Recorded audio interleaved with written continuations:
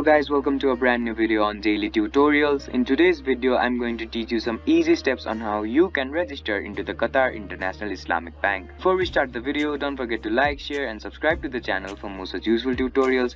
Without further ado, let's move on to the video. First of all, make sure that you're connected to the internet.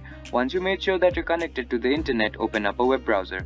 Now, once the web browser is open up on your screen, type in www.qiib.com.qa and hit enter. After the home page of the QIIB opens up on your screen, on the top of your screen you'll see the personal internet banking option. Go ahead and click on it. Once you click on the personal internet banking option, just below the continue button you'll see the click here to register option. Go ahead and click on it. After you click on the register option, you'll be guided to another page. In this page you'll have to fill in some credentials. You'll have to fill in your credit or debit card number here, your Qatar ID number here. You'll have to tick on this option and then click on continue.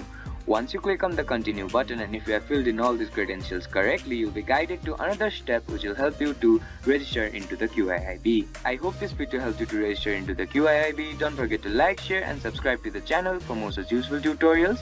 Thank you for watching.